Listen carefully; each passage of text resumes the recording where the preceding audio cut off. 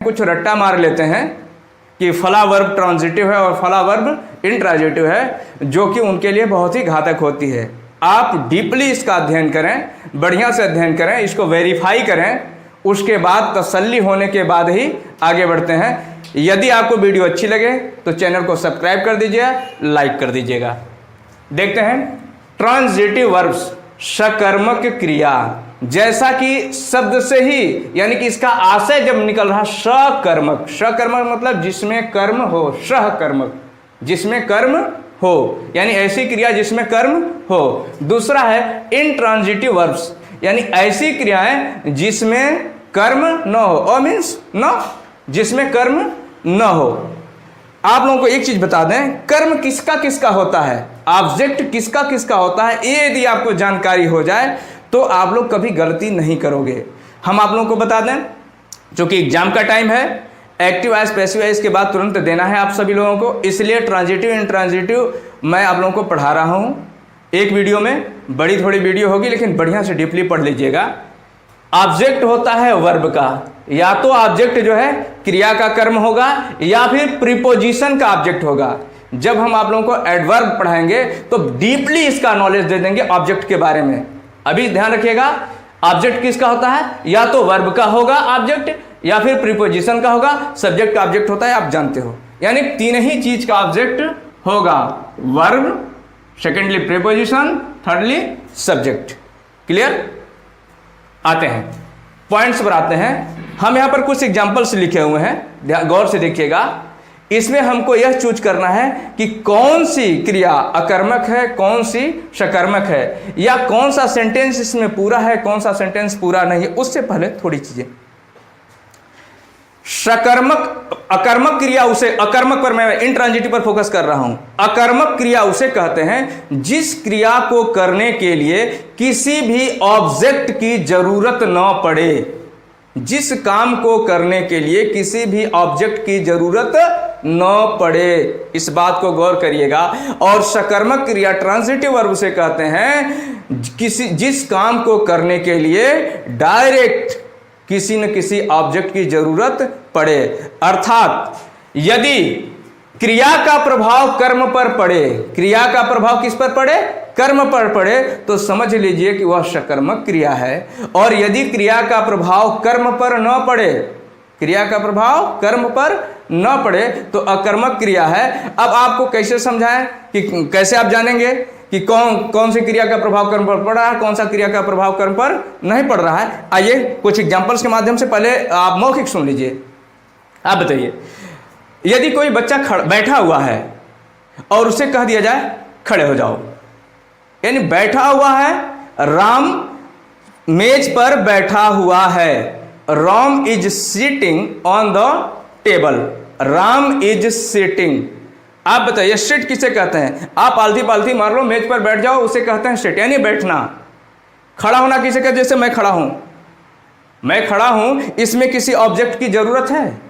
No, किसी भी तरीके से किसी ऑब्जेक्ट की जरूरत नहीं है। आइए कुछ एग्जांपल्स के माध्यम से आपको समझाते हैं। ही, पहला एग्जांपल है ही ईट्स। आगे समझाएंगे कि यह सकर्मक है या अकर्मक, ईट क्रिया सकर्मक है या अकर्मक है, आगे समझाते हैं। ही स्माइल्स, इन दोनों सेंटेंसों पर गौर करिएगा। दोनों का सब्जेक्ट एक ही है, ही है, दोनों प्रेजेंट इंडेफिनिट के सेंटेंस है। कैसे पता चलेगा कि यह अकर्मक है या सकर्मक, यह अकर्मक है या सकर्मक? चलिए मान लीजिए कोई चीज है, यह हम सेब मान लेते हैं, एप्पल मान लीजिए, मानना है, रियल में तो है नहीं। खाना क्रिया, इस पर आते हैं। अगर हम खाने का काम या कोई भी व्यक्ति खाने का काम शुरू करता है एप्पल को, तो इस पर ईट यानी कि क्रिया का प्रभाव पड़ेगा या नहीं। प्रभाव पड़ने का मतलब इसमें कोई परिवर्तन होता है या नहीं। खाना शुरू करिए, मुंह से काटकर खाना शुरू करिए, देखिए ऐसा आएगा एक दिन एक खत्म हो जाएगा, 2 मिनट 1 मिनट के अंदर क्या हो जाएगा, सेवा समाप्त। यानी कि क्रिया का डायरेक्ट प्रभाव इस पर पड़ रहा है, क्रिया का पड़ रहा, किसी और का नहीं। बात मेरी समझ में आ रही है? दूसरा है स्माइल। अब बोलो भैया मैं मुस्कुरा रहा हूं, किसी चीज पर अगर प्रभाव पड़ रहा हो तुमको बता दो। मेरे मुस्कुराने में आप सभी लोग मुस्कुरा रहे हो, बताओ किस पर प्रभाव पड़ा? नहीं ना, यानी स्पष्ट हो गया कि यह सकर्मक है और यह कर्मक है। अब आपका अगला प्रश्न, सकर्मक है तो कर्म कहाँ है? इसीलिए मैंने इसे अधूरा रखा था कि पहले समझाऊं तो सकर्मक क्या है, कर्मक क्या है। ध्यान रखो, ही इट्स, वह खाता है, मांग रहा है कि जो चीज खा रहा है ना उसको सर जी रखिए, नहीं तो वह वाक्य पूरा नहीं, अभी तो अधूरा है, अभी वह वाक्य ससुरा अधूरा है। इसको पूरा करने के लिए वो चीज आपको, यदि एप्पल रखना है तो आप एप्पल को रखिए। मुझे एप्पल बनाने नहीं आता है लेकिन मैंगो बना लेता हूं, ठीक है। ही ईट्स, चलिए मैंगो ही लिख देते हैं, अ मैंगो। अब बात समझ में आई? यानी कि ईट क्रिया क्या है, ट्रांजिटिव या इंट्रांजिटिव? तेजी से बोलिए, ट्रांजिटिव या इंट्रांजिटिव? ट्रांजिटिव है ना। वर्ब को, ऑब्जेक्ट को ली कि नहीं ली? बिना ऑब्जेक्ट के यह अधूरी थी। ही ईट्स, वह खाता है। क्या खाता भैया, क्या खाता है बताओ ना? दाल भात खाता है, कुछ भी तो खाता है, तो करना पड़ेगा, लिखना पड़ेगा ना। हमने लिख दिया, बात समझ में आ गई। लेकिन ही स्माइल्स, वही व्यक्ति फिर मुस्कुराता है। अब बताए ना किसको मुस्कुराएगा? बात समझ में आई? यानी कि यह क्या है, इंट्रांजिटिव है और यह क्रिया क्या है, ट्रांजिटिव। बात मेरी समझ में आई? फिर दो एग्जांपल लीजिए, दोनों में सब्जेक्ट एक ही है, दोनों में सब्जेक्ट राम है, प्रेजेंट कंटिन्यूअस का है। चूंकि टेंस आप सब लोग पढ़ चुके हैं, जानते हैं आप सभी लोग। देखना यह है कि राइटिंग क्रिया ट्रांजिटिव है या इंट्रांजिटिव, डांसिंग क्रिया ट्रांजिटिव है या इंट्रांजिटिव। एक चीज आप लोगों को क्लियर कर दें मेरे बच्चों, ध्यान से इस बात को समझिएगा।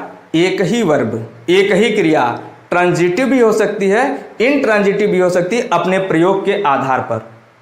पुनः इस बात को ध्यान रख लीजिए, एक ही वर्ब जो यहां पर ट्रांजिटिव है, यही अगला प्रयोग आएगा यहां पर, हाँ ट्रांजिटिव है, अगला प्रयोग आएगा इंट्रांजिटिव हो जाएगा। उसका भी एग्जांपल आपको मैं दूंगा, आगे दूंगा, घबराइए नहीं, दिल थाम के बैठिए।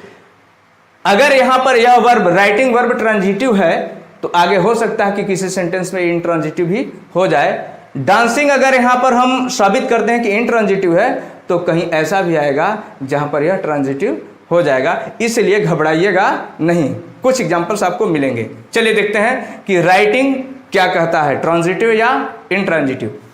राम इज राइटिंग, राम लिख रहा है। ईमानदारी से बताओ क्या लिख रहा है? एग्जाम लिख रहा है? नहीं पता। लेटर लिख रहा है? ये भी नहीं पता। चलो नॉवेल लिख रहा है? नहीं पता। बुक लिख रहा है? कुछ तो लिख रहा है, या हवा में लिख रहा है? बोलिए। यानी कि राइटिंग वर्ब मांग रही है कि जो चीज लिख रहा है उसको मेरे सामने रखो, नहीं तो मैं पूरा नहीं हूं। इनकम्प्लीट सेंस लेकर के आ रहा है, अतः आपको लिखना पड़ेगा राइटिंग के सामने। Ram is writing a letter, जो भी लिख रहा हो उसको आपको सामने लिखना ही पड़ेगा। अर्थात स्पष्ट हो गया कि लेटर किसका है, ऑब्जेक्ट, राइटिंग का। मैंगो किसका ऑब्जेक्ट है, ईट का। बात मेरी समझ में आ रही है? नेक्स्ट, राम इज डांसिंग, वही राम है। अब तक तो लिख रहा था, अब डांस कर रहा है। डांस करने के लिए बताओ क्या करना है? बस हल्का सा कमर हिलाए, तुम्हारा डांस खत्म। बोलो भाई, किसी कर ऑब्जेक्ट की जरूरत है? नहीं। इसलिए डांसिंग क्या होगा, इंट्रांजिटिव वर्ब होगी। अब कुछ लोग अभी इसी में आगे बढ़ाते हैं, डोंट वरी, घबराना नहीं। पहले ट्रांजिटिव इंट्रांजिटिव को समझो, बेस को समझो, आगे बढ़ा करके थोड़ा फंसाएंगे आप लोगों को। अगला सेंटेंस है, दो सेंटेंस और है आपके सामने। जैसा कि मैंने कहा कि एक ही वर्ब ट्रांजिटिव भी हो सकती है, इंट्रांजिटिव भी हो सकती है। मैंने पहले बताया, एक एग्जांपल अभी दिया, 10-20 एग्जांपल और आपको देंगे, घबराना नहीं। ही फ्लाइज अ काइट। फ्लाई, अब देखिए, फ्लाई मीन्स उड़ना भी होता है, फ्लाई मीन्स उड़ाना भी होता है, यह हमको समझना पड़ेगा। ही फ्लाइज अ काइट, वह एक पतंग उड़ाता है। गौर करने वाली बात है। तो फ्लाइज वर्ब अगर क्या मांगा, स्काइट अगर न रहे, अगर यहीं पर फुल स्टॉप दे दें, ही फ्लाइज, वह उड़ाता है, तो कंप्लीट सेंस देगा? नहीं देगा। मांग रहा है वो किसको उड़ाता है, हमको दीजिए। He flies a kite, he flies an aeroplane. जिस चीज को भी उड़ाए, हो सकता है आपको उड़ा दे। बात समझ में आ रही है? लेकिन अब वहीं पर यही फ्लाई वर्ब, ध्यान रखिएगा क्या है, द वर्ड्स फ्लाई। चिड़ियाएं उड़ती हैं, चिड़ियाओं ने पंख हिलाया, उड़ा। ईमानदारी से बताओ, किसी वर्ब की, किसी ऑब्जेक्ट की जरूरत है इसमें? नो। यानी कि हम यहां पर यह साबित कर रहे हैं कि फ्लाई वर्ब ट्रांजिटिव भी है और फ्लाई वर्ब इंट्रांजिटिव भी है।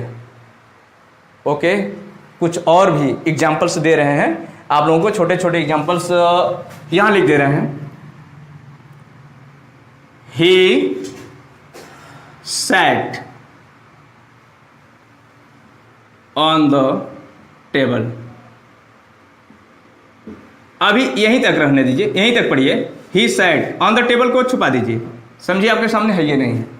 ही sat, वह बैठ गया, खड़ा था बैठ गया। किसी ऑब्जेक्ट की जरूरत पड़ी? बोलिए ना, नहीं पड़ी। अब हमने लिखा ही sat on the टेबल। जैसा कि मैं आप लोगों को शुरू में यहां पर बता दिया कि ऑब्जेक्ट तीन चीजों का होता है, वर्ब का होता है, प्रीपोजिशन का होता है और सब्जेक्ट का होता है। तो देखिए, यह जो टेबल है ना, किसका ऑब्जेक्ट है? ऑन का। प्रीपोजिशन का ऑब्जेक्ट है। यह टेबल प्रीपोजिशन का ऑब्जेक्ट है, ऑन का, नो कि sat का। गौर करने की बात है। और हम इसी के साथ साथ यह भी समझाएंगे कि जो सिट वर्ब है वह ट्रांजिटिव है या इंट्रांजिटिव है। आठवां आपको सेंटेंस दे रहे हैं, ही sat a baby। He sat a baby on the cot। ध्यान रखिएगा, यहां भी सेट है, यहां भी सेट है। यहां सेट इंट्रांजिटिव हो गई, अकर्मक हो गई, और यहां सेट सकर्मक कैसे हो गई? प्रयोग के आधार पर। ध्यान रखें, ही सेट, उसने बिठा दिया, यहां पर हो गया बैठना, यहां पर क्या हो गया? बैठ गया, बैठ गया। यहां पर हो गया बिठा दिया, बैठा दिया। उसने बैठाया, ही सेट, उसने बैठाया अ बेबी, एक बच्चे को, कहवा? ऑन द काट, चारपाई पर। यानी कि प्रयोग के आधार पर सेट वर्ब जो है इंट्रांजिटिव भी है और प्रयोग के आधार पर सेट वर्ब ट्रांजिटिव भी है।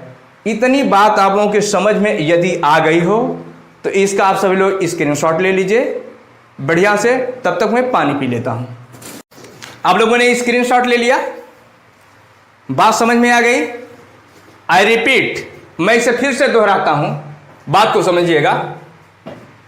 ही ईट्स अ मैंगो, पहले यहां जाइए। ऑब्जेक्ट किसका किसका हो सकता है? ऑब्जेक्ट वर्ब का होगा, ध्यान रखिएगा। प्रीपोजिशन का होगा। आप लोग अक्सर गलती कर जाते हो, प्रीपोजिशन के ऑब्जेक्ट को आप मान लेते हो वर्ब का ऑब्जेक्ट, प्रीपोजिशन के ऑब्जेक्ट को किसका ऑब्जेक्ट मान लेते हो? वर्ब का। इस बात को ध्यान रखना, जो भी ऑब्जेक्ट प्रीपोजिशन के बाहर लिखे जाते हैं, प्रीपोजिशन के बाद लिखे जाते हैं, वो उस प्रीपोजिशन के ही ऑब्जेक्ट होते हैं जिसके सटे वो लिखे जाते हैं। इस बात को ध्यान रखिएगा। इससे आपका, अब जब आप लोगों को प्रीपोजिशन पढ़ाएंगे, अभी तो बहुत कुछ बताना है, घबराना नहीं, अभी एग्जाम के बारे में जल्दी जल्दी बता रहे हैं। He eats a mango, he eats a mango. अगर अ मैंगो को हटा दिया जाए, सिर्फ यहां पर ईट्स को ही रखा जाए, ही ईट्स, वह खाता है। अर्थात ईट वर्ब बता रही है कि भैया आप जिसको खाते हो ना उसको हमरे समनवा लाओ। रोटी खाते हो, दाल चावल खाते हो, सब्जी खाते हो, अनार खाते हो, जो भी खाते हो उसको मेरे सामने लाओ, नहीं तो हम इनकम्प्लीट है। जब तक सामने देखेंगे, किसको खाएंगे भाई? खाएंगे किसको आप बताइए ना, जब सामने रहेगा तभी ना। यानी कि यह सकर्मक है, कर्म को मांग रही है कि मेरे सामने लाओ। ही स्माइल्स, वह मुस्कुराता है। मुस्कुराने में किसी को बुलाना पड़ेगा कि भैया आप आओ तब मैं मुस्कुराऊंगा? बोलो ना, नथिंग। यह अकर्मक है। राम इज राइटिंग, अगर यहां से अलेटर को हम हटा देते हैं, छुपा देते हैं, राम इज राइटिंग, राम लिख रहा है। कोई आया कमरे में, देखा राम बैठ करके कुछ लिख रहा था, राम इज राइटिंग, बताओ क्या लिख रहा है? कलम वैसे नहीं डुला रहा है, कुछ ना कुछ लिख रहा है ना, लेटर लिख रहा है, उपन्यास लिख रहा है, बुक लिख रहा है, कुछ भी लिख रहा है। यानी कि राइटिंग क्रिया मांग रही है कि जो चीज लिखा जा रहा है उसको हमारे सामने रख दो, तभी हम पूरा सेंस देंगे। तो Ram is writing a letter, Ram is writing a novel, जो भी लिख रहा है उसको आपको लिखना पड़ेगा। तो यह हो गया राइटिंग, क्या हो गया? सकर्मक क्रिया हो गया, यानी ट्रांजिटिव वर्ब हो गया। वही राम, राम इज डांसिंग, राम नाच रहा है। अब नाचने में आपको बताया दिया, डांस करके भी मैंने थोड़ा सा दिखाया था, इसमें किसी चीज की जरूरत नहीं है, तो यह क्या हो गया, इंट्रांजिटिव हो गया। अब आइए फ्लाई वर्ब पर, फ्लाई फ्लाई दोनों में यह क्या है, ट्रांजिटिव है या इंट्रांजिटिव। मैंने यहां पर सिद्ध कर दिया कि यह प्रयोग के आधार पर, मैंने बताया था कि एक ही वर्ब प्रयोग के आधार पर ट्रांजिटिव भी हो सकती है, इंट्रांजिटिव भी हो सकती है। देखिए, ही फ्लाइज अ काइट, वह एक पतंग उड़ाता है, ही फ्लाइज एन एरोप्लेन, वह एक एरोप्लेन हवाई वायुयान उड़ाता है। बात समझ में आई। तो यहां पर क्या हो गया, यहां पर उड़ाना से सेंस आ गया, तो ऑब्जेक्ट मांग लिया, ऑब्जेक्ट मांग लिया तो हो गया ट्रांजिटिव। द बर्ड्स फ्लाई, चिड़ियाएं उड़ती हैं, लॉज में उड़ती हैं, उनका स्वभाव है उड़ने का, कहीं भी रहेंगे, छत पर आसमान में कहीं कहीं उड़ेंगी, ठीक है।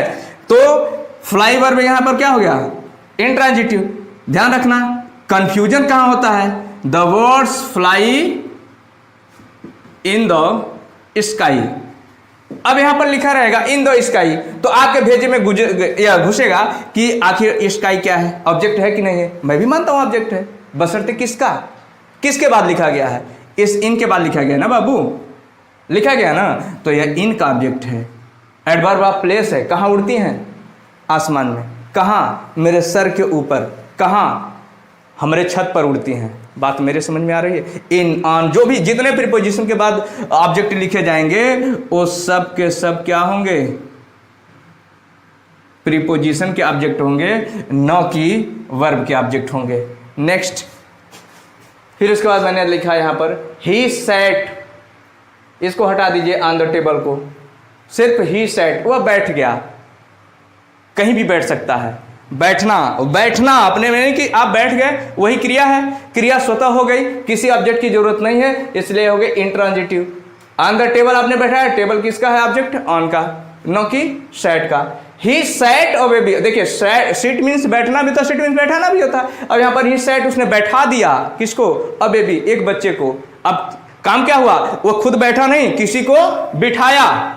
बात मेरी समझ में आ रही है। यह वर्ब बता रही कि हम खुद नहीं बैठे, किसी को बिठाए, तो जिसको बिठाए वही इसका ऑब्जेक्ट हो गया। अब चारपाई पर बिठाए, टेबल पर बिठाए, जहां मर्जी वहां बिठाए, इससे कोई लेना देना नहीं, यह प्रीपोजिशन का ऑब्जेक्ट हो गया और अब ये भी सेट का ऑब्जेक्ट हो गया। डाउट क्लियर हुआ।